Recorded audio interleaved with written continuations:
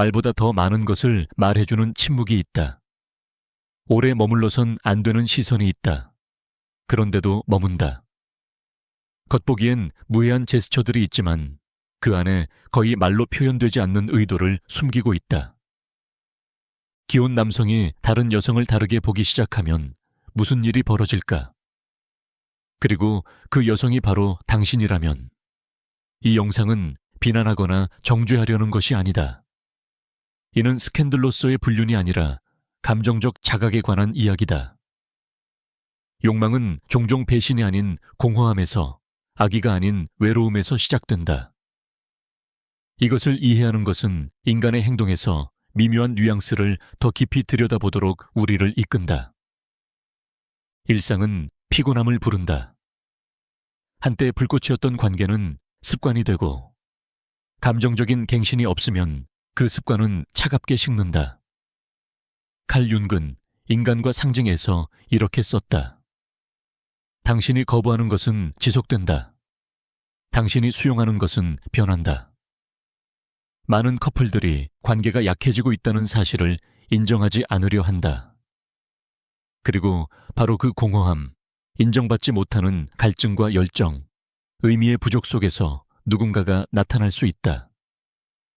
찾으려 해서가 아니라 무의식적으로 그것을 필요로 하기 때문이다. 그 남성은 보통 집을 나서며 다른 여성을 만날 계획을 하지 않는다. 어떤 계획도 없다. 그것은 더 미묘하고 더 인간적인 무언가다. 어느 순간 동료와의 가벼운 대화가 그날 유일하게 자신이 진정으로 들렸다고 느끼는 순간이 된다. 미소 하나에 자신이 보였다고 느낀다. 한 문장이 집에서는 더 이상 느끼지 못하는 감정을 불러 일으킨다. 바로 그곳에서 시작된다. 그 신호는 폭발처럼 오지 않는다. 속삭임처럼 다가온다. 말투의 변화, 색다른 관심, 무해해 보이지만 묘한 여운을 남기는 메시지. 이런 경험을 한 여성들은 처음엔 그것을 이해하지 못했지만 분명히 느꼈다. 직감이 말했다. 이건 이상해. 우연이 아니야. 그리고 찾아오는 커다란 질문. 나 지금 과민 반응하는 걸까? 아니면 진짜 뭔가 있는 걸까? 나는 그가 말로 표현하지 못하는 감정의 판타지 속에 있는 걸까? 칼 윤근, 무의식의 심리학에서 이렇게 말했다. 의식되지 못한 것은 운명처럼 삶에 나타난다. 신호를 인식하는 것은 판단을 위한 것이 아니라 당신 자신의 감정적 이야기를 통제하기 위한 것이다. 왜냐하면 이미 다른 사람에게 헌신한 남성의 감정적 피난처가 되는 일은 누구에게도 어울리지 않기 때문이다. 이 영상에서는 기혼 남성이 당신에게 감정적 끌림을 느끼고 있을 수 있는 5가지 깊고 의미 있는 감정적 신호를 탐색할 것이다. 섬세하게, 판단 없이, 그리고 인간관계의 복잡성에 대한 솔직한 시선을 가지고. 왜냐하면 이 신호들을 이해하는 것은 단지 여성의 직감에 관한 문제가 아니라 당신 자신의 감정적 진실성을 지키기 위한 방식이며 의식적인 선택을 내리는 방법이기도 하다. 다른 눈으로 보게 될 준비를 하라. 두려움에서가 아니라 명료함에서. 어떤 인연은 마법처럼 느껴질 수 있지만 때때로 그것은 이해하지 못하면 상처로 남는다. 처음부터 한 가지는 분명히 알아야 한다. 기혼 남성이 당신을 다르게 바라본다고 해서 당신도 반드시 그 시선을 받아들여야 하는 건 아니다. 당신이 아무것도 느끼지 말아야 해서가 아니라 선택할 수 있기 때문이다.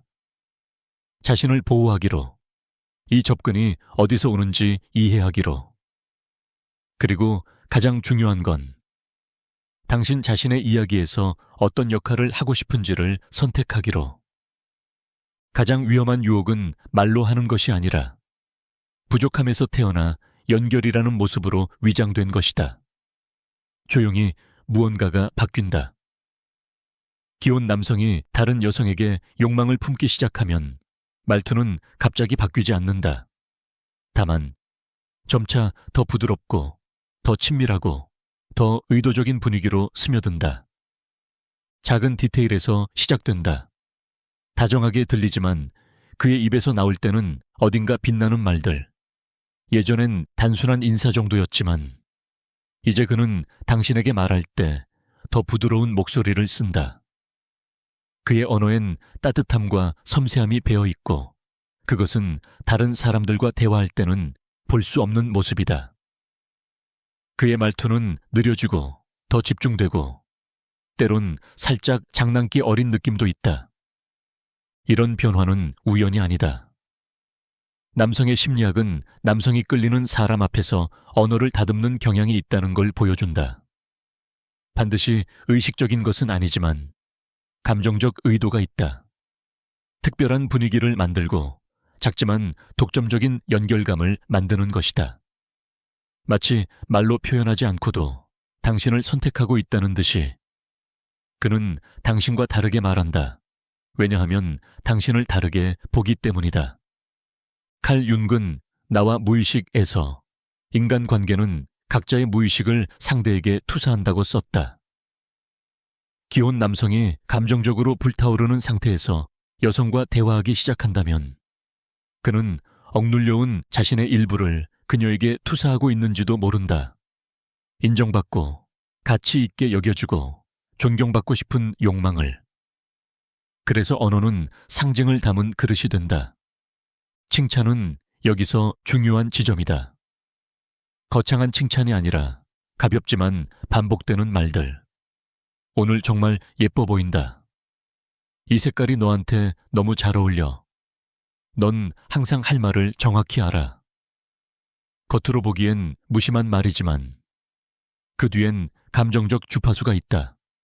중요한 건 무엇을 말했느냐가 아니라 어떻게 말했느냐다.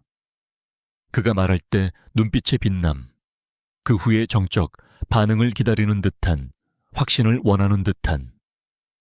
그리고 가장 눈에 띄는 점은 이 칭찬은 그가 다른 사람들에게 하는 것과 다르다는 점이다. 그것은 개인적이고 배타적이다. 그는 당신을 단순히 묘사하는 게 아니라 상징적으로 선택하고 있다. 그는 당신 안에서 자신의 일상에서 부족한 것을 보고 있다. 어쩌면 그의 결혼 생활에서는 더 이상 그런 말을 듣지 못할 수도 있다. 어쩌면 그는 오랫동안 매력적이거나 존중받는 느낌을 잃었을 수도 있다. 그리고 당신은 원하지 않아도 그 감정의 거울이 된다. 또 다른 뚜렷한 신호는 접촉의 빈도다. 그는 당신과 이야기할 이유를 찾기 시작한다. 비록 그게 꼭 필요한 건 아닐지라도 그는 스스로도 알 수 있는 질문을 한다. 별로 급하지 않은 메시지를 보낸다. 밈, 노래, 인용구. 어떤 핑계라도 좋다. 시간이 지나면 이 교류는 하나의 루틴이 된다. 감정적 루틴. 하지만 그것이 전부는 아니다. 종종 메시지의 내용도 변한다. 단지 업무나 중립적인 대화가 아닌 갑자기 자신의 하루를 이야기한다. 당신의 취향, 생각, 감정을 묻는다. 바로 거기에 미묘한 선이 있다. 감정적 친밀감. 이건 한 번의 메시지로 생기지 않는다. 수많은 이야기의 축적 속에서 생긴다. 하루하루 단어 하나하나가 쌓이며 감정의 다리를 만든다. 그는 당신을 신뢰하기 시작한다. 그의 결혼 생활에선 더 이상 열지 못했던 연약한 공간을 열기 시작한다. 아내와의 다툼, 삶의 답답함을 이야기한다. 그리고 당신은 들어준다. 그가 중요하기도 하지만 그 신뢰가 당신 안에도 울림을 주기 때문이다. 이런 종류의 커뮤니케이션에서 복잡한 점은 비록 신체적인 접촉은 없더라도 이미 감정적인 연결이 생겼다는 것이다. 칼 융은 무의식의 역동성에서 이렇게 말했다. 감정과 사고를 분리할 수 있다고 믿는 것보다 더 큰 환상은 없다. 어떤 남자가 당신을 생각하며 글을 쓰고 단어를 고르고 감정적으로 당신을 찾는다면 당신은 이미 그의 내면 속 한 자리를 차지하고 있는 것이다. 그리고 그것은 무게가 있다. 때로 그의 유머도 바뀐다. 당신에게 다른 방식으로 농담한다. 암시를 하거나 애칭을 쓰거나 더 친밀한 어조를 쓴다. 언어는 이제 두 사람만의 코드가 된다. 마치 둘만 아는 비밀처럼. 이런 친밀함은 강력하다. 그리고 위험하다. 그 사이에서 무언가 순수한 것이 자라난다고 착각할 수 있다. 하지만 실상은 이미 보이지 않는 경계를 넘었다는 것. 감정적인 경계는 한 번 넘으면 다시 되돌리기 어렵다. 그리고 바로 여기서 당신은 멈추어야 한다. 주의 깊게 살펴보라. 그는 다른 사람들과도 같은 방식으로 말하는가? 아니면 당신과는 다르게 말하는가? 더 부드럽고, 더 꾸준하고, 더 감정적으로, 단순한 이유로 접촉하려는가? 아니면 당신과 함께 무언가를 만들려는가? 그의 말에서 당신은 특별하다고 느껴지는가? 이 질문들은 비난이 아니라 자각을 위한 것입니다. 욕망은 항상 접촉을 통해 시작되는 것이 아닙니다. 종종 그것은 한 문장에서 시작됩니다. 마음속에 오래 남는 한 단어에서. 그리고 가장 강력하지만 거의 보이지 않는 신호 중 하나를 잊지 말아야 합니다. 반응 속도입니다. 한 귀여운 남성이 갑자기 빠르게 답장을 보내기 시작한다면 이전에는 절대 반응하지 않았던 시간에조차 그것은 많은 것을 말해줍니다. 그것은 단순한 예의가 아니라 우선순위의 표현입니다. 그는 감정적으로 당신을 그의 관심 중심에 두고 있습니다. 귀여운 남성이 당신에게 욕망을 느끼기 시작할 때 그가 어떻게 말하는지를 무시하지 마세요. 그것이 당신의 잘못이기 때문이 아니라 당신은 명확함을 받을 자격이 있기 때문입니다. 당신은 자신이 감정적인 게임의 일부인지, 그것이 상처를 남길 수 있는지 알 자격이 있고, 무엇보다도 스스로 선택할 자격이 있습니다. 그 자리를 받아들일 것인지, 아니면 모든 것이 복잡해지기 전에 자신의 내면의 평화를 지킬 것인지. 이런 맥락에서의 소통은 단순한 수단이 아닙니다. 그것은 하나의 증상입니다. 그것은 그가 당신에게 투사하는 깊은 결핍을 반영합니다. 그리고 그것이 더 커지기 전에 그것을 인식할 권리가 당신에게 있습니다. 욕망은 항상 피부나 눈을 통해 침투하지 않습니다. 때로는 그것이 영혼 깊숙이 자리 잡습니다. 한 귀여운 남성이 자신의 아내가 아닌 다른 여성에게 감정적으로 자신을 열기 시작할 때 우리는 단순한 끌림을 넘어서 깊은 감정적 전이를 말하게 됩니다. 모든 것은 작은 디테일에서 시작됩니다. 그는 당신에게 말합니다. 오늘 하루가 힘들었다고, 잠을 잘 못 잤다고, 무언가가 마음을 짓누른다고. 그것은 부드러운 고백들이며 거의 평범한 대화처럼 위장되어 있지만 그 이면에는 들려주고 싶다는 욕구가 있습니다. 그는 집에서 더 이상 듣는 느낌을 받지 못합니다. 그는 더 이상 판단받지 않고 연약해질 수 있는 공간을 갖고 있다고 느끼지 않습니다. 그리고 그때 당신이 등장합니다. 그의 말을 들어주고 공감하며 반응하고 부드러운 말을 건네는 사람.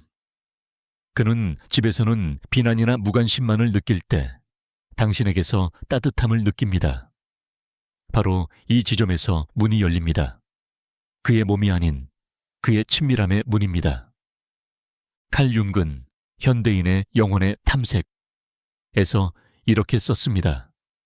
외로움은 당신 주변에 사람이 없어서 오는 것이 아니라 당신에게 중요한 것을 공유할 수 없을 때 오는 것이다. 한 남성이 자신의 배우자와 진정으로 자신을 움직이는 것에 대해 이야기할 수 없다고 느낄 때 그는 다른 통로를 찾습니다. 그리고 그 통로는 종종 다른 여성입니다. 그는 속이려는 것이 아니라 단지 표현해야만 하기 때문입니다. 시간이 지나면 이 감정적 개방은 더욱 깊어집니다. 그는 당신에게 그저 하루 어땠는지를 이야기하는 것을 넘어서 자신의 어린 시절, 두려움, 말하지 않던 것들에 대해 이야기하기 시작합니다. 그는 때때로 자신이 보이지 않는다고 느낀다고 고백합니다. 삶이 무의미하다고 느끼며 자신의 선택이 옳았는지를 되묻습니다. 자신의 결혼이 여전히 의미가 있는지 아니면 단지 습관처럼 이어가는 것인지 고민합니다. 그리고 당신은 듣습니다. 그의 말이 당신 마음에 닿기 때문입니다. 아마도 당신도 그런 외로움을 느껴본 적이 있을 것입니다.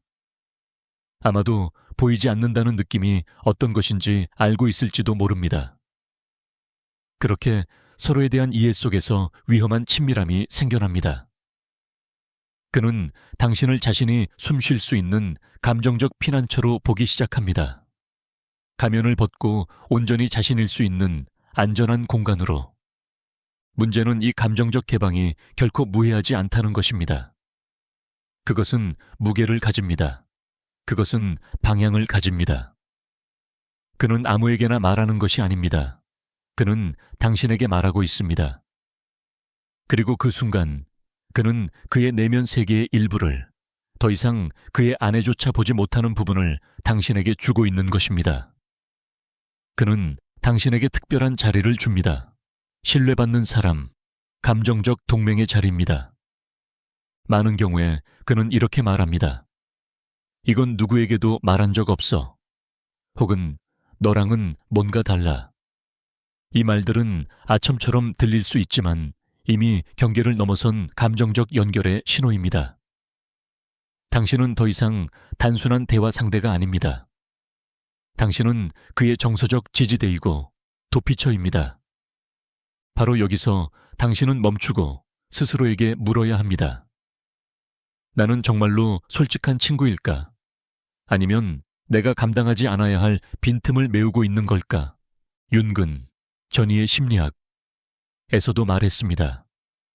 많은 관계는 진정한 사랑에서 비롯되는 것이 아니라 투사에서 비롯된다. 우리는 사물을 있는 그대로 보지 않는다. 우리는 우리가 어떤 사람인지에 따라 그것들을 본다. 그는 당신을 진짜로 보는 것이 아니라 자신에게 결핍된 것의 상징으로서 당신을 보고 있을 수 있습니다. 이 감정적 개방은 눈치채지 못한 사이 의존의 형태로 이어질 수 있습니다. 당신은 그의 메시지를 기다리기 시작합니다.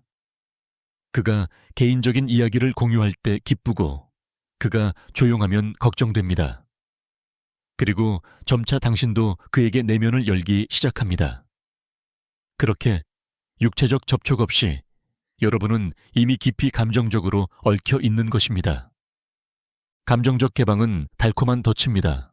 진실처럼 느껴지고 순수하게 느껴지지만 때로는 당신에게 불공평할 수 있습니다. 왜냐하면 당신은 이미 누군가와 맺어진 사람에게 당신의 감정 에너지를 쏟고 있기 때문입니다.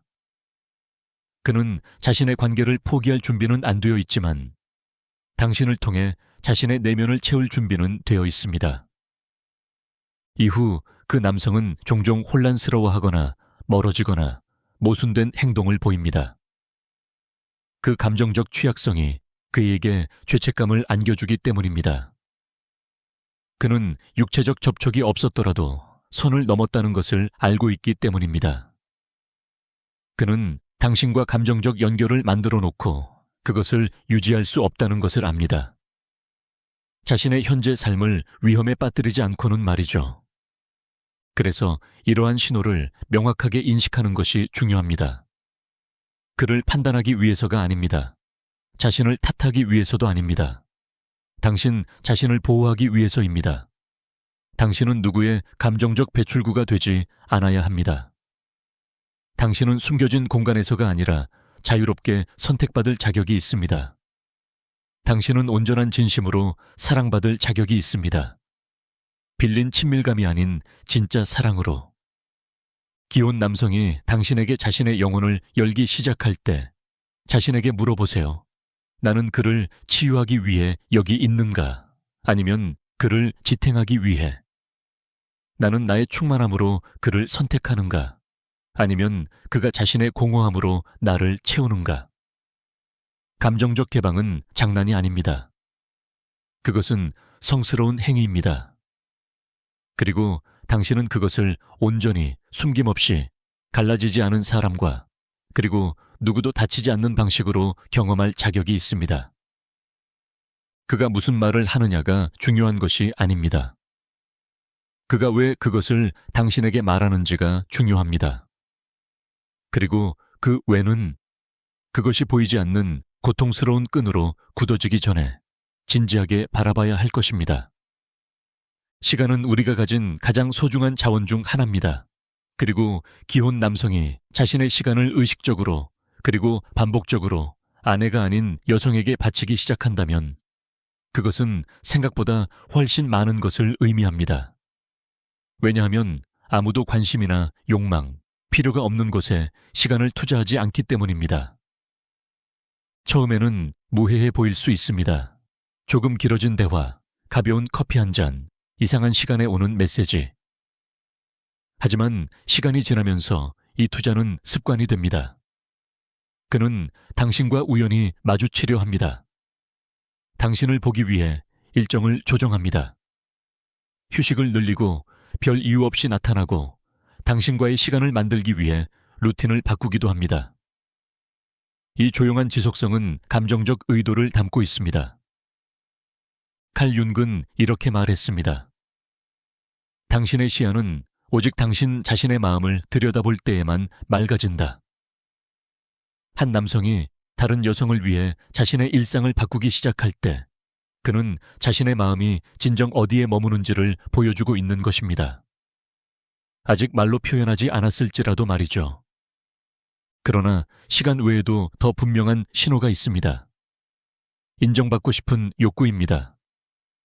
그는 단지 당신 곁에 있고 싶어 하는 것이 아니라 당신이 그가 거기 있는 것을 좋아한다는 것을 알기 원합니다. 그는 묻습니다. 오늘 나 어때? 이 머리 괜찮아? 이 셔츠 어울려? 이것들은 우연한 말이 아닙니다. 그것은 당신에게 호감을 얻고 싶어 하는, 당신에게 매력적으로 보이고 싶어 하는 의식적인 시도입니다. 그리고 그것뿐 아니라 그는 때때로 당신이 한 말에 따라 결정을 내립니다. 당신이 언급한 스타일로 무언가를 바꾸고 당신이 좋아할 만한 노래나 책, 표현을 사용합니다. 이 남자는 더 이상 그저 자기 자신이 아닙니다. 그는 당신을 위한 그 사람이 된 것입니다. 이것은 엄청난 감정적 힘을 가지고 있습니다. 왜냐하면 그는 당신의 세계에 맞추기 위해 자신을 변화시키는 사람이 되기 때문입니다. 그리고 그 변화 속에서 그는 매우 중독적인 감정을 느끼기 시작합니다. 소속감. 그는 단순히 당신을 갈망하는 것이 아닙니다. 그는 당신이 자신을 갈망하길 원합니다. 그는 자신의 남성성, 매력, 존재의 의미를 확인받기 위해 당신의 인정을 필요로 합니다. 표면적으로는 이것이 낭만적으로 보일 수 있습니다. 그러나 동시에 경고 신호이기도 합니다. 왜냐하면 당신은 원래 그의 파트너가 짊어져야 할 감정적 짐을 대신 짊어지기 시작하기 때문입니다. 그는 더 이상 집에서 인정받기를 기대하지 않습니다. 그는 당신에게서 그것을 찾고 있습니다. 그리고 그것은 장기적으로 감당할 수 없는 짐입니다. 많은 경우 이 시간 투자는 특별한 목적 없이 이루어지는 대화에서 나타납니다. 꼭 연락해야 할 이유는 없지만 그는 메시지를 보냅니다. 당신이 어떻게 지내는지, 무엇을 하고 있는지, 하루가 어땠는지 묻습니다. 그리고 당신이 빨리 답장하지 않으면 그는 불안해합니다. 이런 지속성은 우연이 아닙니다. 그는 감정적 연결을 계속 유지하고 싶어 합니다. 그는 종종 유머를 사용하여 친밀감을 만듭니다. 그는 밈이나 농담, 일상적인 이야기를 보냅니다. 그는 당신이 웃기를 원합니다. 당신이 한낮에도 그를 떠올리기를 바랍니다. 그는 당신의 머릿속에 자리 잡기를 원합니다. 그리고 그는 성공합니다. 왜냐하면 이런 끊임없는 미묘한 존재감이 감정적 유대를 만들어내기 때문입니다. 융은 변형의 상징에서 이렇게 썼습니다.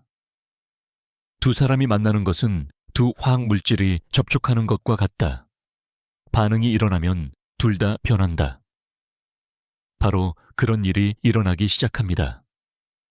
그는 당신을 위해 자신의 일상을 바꾸기 시작하고 당신은 그의 존재에 맞춰 자신의 감정을 조정하게 됩니다. 이것은 보이지 않지만 강렬한 변화입니다. 때때로 시간 투자는 도움의 형태로 위장됩니다. 그는 당신을 집에 데려다 주겠다고 하거나 일을 도와주겠다고 하며 항상 곁에 있으려 합니다. 그리고 당신은 이것을 친절하게 받아들일 수 있습니다. 하지만 자세히 들여다보면 알 수 있습니다. 이 도움에는 감정이 담겨 있습니다. 이것은 단순한 관대함이 아니라 그의 존재를 유지하기 위한 수단입니다. 이 모든 것은 그가 질투를 보이기 시작하면서 더 강화됩니다. 그는 직접적으로 말하지는 않지만 누구랑 있었어? 그 사람한테 연락 왔어? 그 친구랑 자주 만나? 와 같은 질문을 합니다. 그는 그런 질문을 할 자격은 없지만 마음속에서는 이미 당신에게 자리를 내주었기에 다른 누군가가 그 자리를 차지하는 것이 불편합니다. 그의 인정 욕구는 당신의 반응에 대한 민감함에서도 드러납니다. 당신이 칭찬을 해주면 그의 얼굴은 밝아지고 당신이 그를 무시하면 그는 감정적으로 움츠러듭니다. 마치 그의 감정 시스템 전체가 당신의 시선에 따라 움직이는 것처럼 보입니다. 이것은 게임이 아닙니다. 이것은 깊은 신호입니다. 당신이 이미 그에게 있어 감정의 중심이 되었음을 보여줍니다. 이는 육체적 접촉 없이도 강력한 연결을 의미합니다. 당신은 이제 그의 파트너가 있던 자리를 대신하게 됩니다. 매일의 인정, 감정적 존재감, 사랑스러운 반응을 제공하는 자리입니다. 그래서 당신은 자신에게 물어야 합니다. 그가 내게 주는 시간은 어떤 시간인가? 훔친 시간인가? 쪼개진 시간인가? 죄책감으로 가득 찬 시간인가? 누군가가 당신을 위해 자신의 일상을 바꾸는 것이 기분 좋을 수는 있지만 그것은 그가 당신과 함께 내면 속에서 또 다른 이야기를 만들고 있다는 뜻일 수도 있습니다. 그리고 그것은 항상 좋은 결말을 맺지 않습니다. 한 남자가 자신의 삶 속에서 부서진 것을 먼저 해결하지 않는다면 당신과 함께 쌓아가는 모든 것은 도피에 기반하게 됩니다.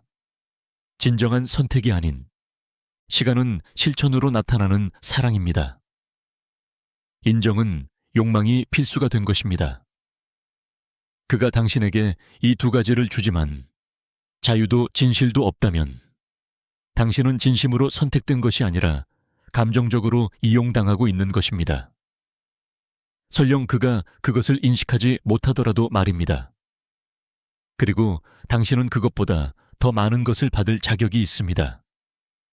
당신은 온전하고 자유롭고 접근 가능한 사랑을 받을 자격이 있습니다. 다른 이야기에서 훔쳐온 시간 조각이 아닌, 다른 사람의 공허함을 메우는 인정이 아닌, 당신이 우선순위가 되는 연결을 받을 자격이 있습니다. 피난처가 아니라. 이 모든 신호들, 언어, 시간, 몸, 감정, 다음에 찾아오는 것은 혼란입니다. 애매함. 그는 당신에게 다가오고 관심을 주고 마치 사랑에 빠진 듯 행동하다가도 갑자기 차갑게 변합니다. 거리를 두고 달라집니다. 당신은 묻습니다. 도대체 무슨 일이 있었던 거지? 이건 이상한 일이 아닙니다. 오히려 가장 분명한 신호 중 하나입니다. 왜냐하면 기혼 남성이 통제할 수 없고 이름 붙일 수 없는 감정을 느끼기 시작하면 자신의 인생 전체를 흔들 수 있는 감정, 두려움이 작동합니다. 죄책감이 고개를 듭니다. 그리고 연결이 있던 자리에 모순이 자리를 차지하게 됩니다. 오늘은 다정하게 말합니다. 내일은 모르는 사람처럼 대합니다. 오늘은 당신의 곁에 있으려 하고 내일은 피합니다. 이 감정의 춤은 직접적인 거절이 아닙니다. 그가 해결하지 못하는 내면의 갈등을 반영합니다. 그는 그 연결을 사랑하지만 그 결과가 두렵습니다. 이 긴장은 그를 당신과도 자신과도 무엇을 해야 할지 모르는 사람으로 만듭니다. 칼 융근, 나와 무의식에서 이렇게 말했습니다. 행복한 삶은 갈등을 피해서가 아니라 그것을 직면함으로써 이루어진다. 그러나 많은 남성들은 자신이 만들어낸 감정적 갈등을 직면하지 않습니다.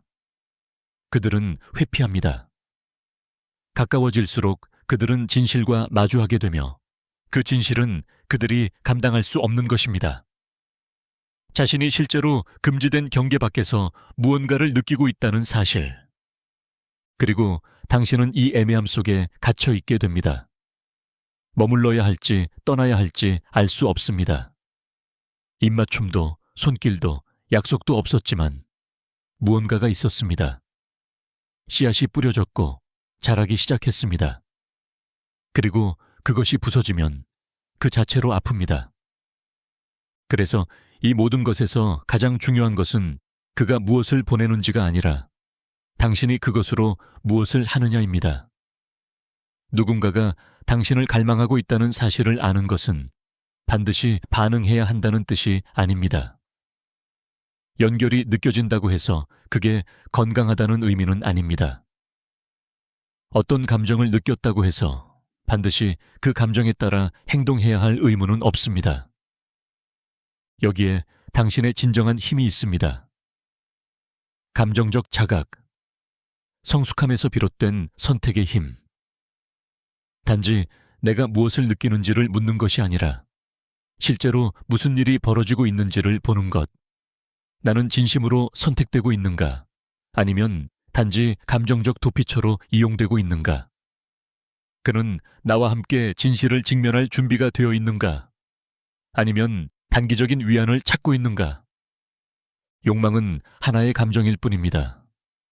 하지만 진정성은 완전히 다른 것입니다. 그리고 당신은 완전한 이야기의 일부가 될 자격이 있습니다. 다른 사람의 소설에서 빌려온 한 장이 아니라 윤근, 전이 심리학에서 이렇게 말했습니다. 의식화된 것만이 변화될 수 있다. 오늘 당신은 이 신호들을 새로운 시각으로 바라볼 기회를 얻었습니다. 두려움도 판단도 아닌 명료함으로. 당신은 누군가가 자신을 사랑하는지 계속 추측해야 하는 관계를 가질 필요가 없습니다. 모순된 신호에 기대어 자신의 가치를 느껴야 하는 관계도 아닙니다. 당신은 자신의 삶을 고칠 용기가 없는 남성의 감정적 피난처가 되어야 할 사람이 아닙니다. 당신은 일시적인 관심보다 더 소중한 존재입니다. 그럴듯한 말들 속에 숨은 욕망보다 더 귀한 존재입니다. 당신은 진실하고 성숙하고 자유로운 사랑을 받을 자격이 있습니다. 다른 사람의 도피처가 되는데 만족하지 마세요. 진심으로 당신에게 오고자 하는 사람의 목적지가 되세요. 그러니 마지막으로 스스로에게 물어보세요. 나는 사랑을 받고 있는가? 아니면 단지 어떤 연결에 부스러기만 받고 있는가?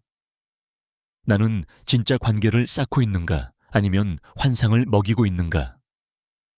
진정한 사랑은 숨지 않습니다. 그것은 절반이 아닙니다. 그것은 온전히 옵니다. 그리고 당신은 그 전부를 받을 자격이 있습니다.